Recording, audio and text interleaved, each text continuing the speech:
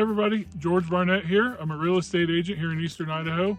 Today we're in Harriman State Park. It's one of Fremont County's hidden gems. It's near Island Park. We are going to talk to Mariah today. She's going to tell us about the park and everything you can do here. Yeah, so Harriman State Park became a park in 1977. It's a decently old park. We have a lot of historic buildings. It was donated to the state by the Harriman family. And so in the summertime, when you visit us, you can expect to go through the historic buildings and learn about the history of the park, as well as hike some trails, see some wildlife. We also have our dry ridge outfitters. They do horseback riding in the summer, which is a lot of fun. Kids love it, families love it. We have fishing in our river. It's catch and release, fly fishing only, but a lot of anglers, local anglers, love to fish here. It's world renowned. I had not fished it myself, but I've heard very good things. In the summer, we have great mountain biking, as I said, horseback riding, hiking.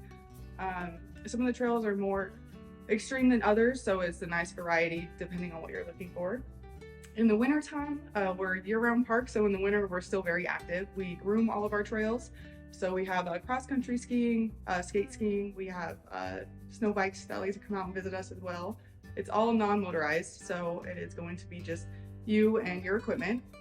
So in the winter here at Harriman State Park, we groom a lot of our trails. We have a big snowcat that will go and groom a wide track that offers skate skiers a nice track around some of our more wide open areas. We have cross-country skiing, snowshoeing. It's all going to be non-motorized, but we do open up a section of our parking over on our Osborne section that allows snowmobilers to go and park their trailers and then access county trails. So we try and fit everyone in the wintertime, including dogs. Normally we are a no pet policy here at this park, but in the wintertime we do partner up with the county to go ahead and groom our hounds trail, so people do have access to bring their dogs in the winter to access that trail. But it is an only winter accessible trail. And something you guys started doing this year is you actually rent skis and snowshoes and all that too, right? Yes, you're so right. Yeah. So just this winter is a new thing that we got some equipment donated to us. It's skis and snowshoes. So people are actually able to come and rent those from our visitor center if you don't have the equipment yourself or don't want to drive further to go and rent it somewhere else. So we do offer that as well. Okay. And I also noticed some yurts kind of on the road here, so you can rent those, right? You are so right. Yes. So another unique thing about our park is that we're not a campground. We actually just have rental facilities, and that includes a couple yurts. In the winter, we have 3 yurts that are now accessible. It used to be 2, but 1 got added this winter, which is super exciting. And those are able for people to rent out over winter. We also have some of our historic buildings that are year-round rentals that people can come in and rent those out as well. And in the summer, we have 1 more yurt that gets added in. It's our backcountry Becker yurt. You have to hike in and hike out and pack out all your stuff.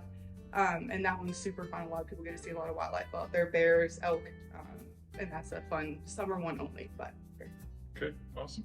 So in the summer, you guys there's a historic kind of village, I'll say, and you do tours through the village in the summer, volunteer led, right? Mm-hmm. Yep. So we have a big team of volunteers.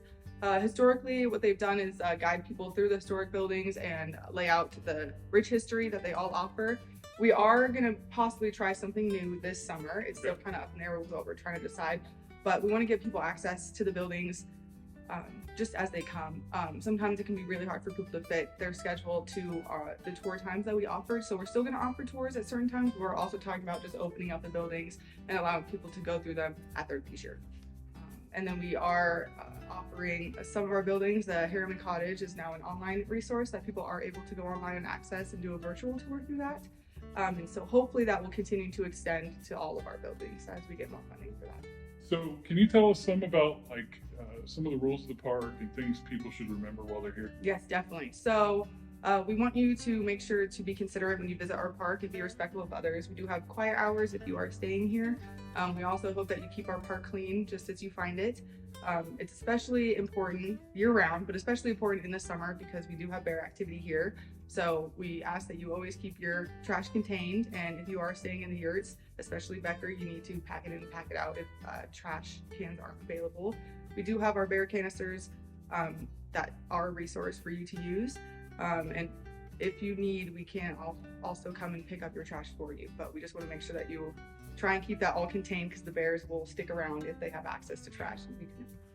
So Mariah, what's your favorite part of Fremont County? So I am probably a little bit biased. I would say Harriman State Park. I'm still somewhat new to the area. I've only lived here for about a year and a half. And that's about as long as I've had this job. But this is one of the coolest parks I've ever been to, and it offers a lot for a lot of variety of people. But of course, this area is just gorgeous in general. It has a lot to offer everyone. Thank you very much, Mariah. Thank you.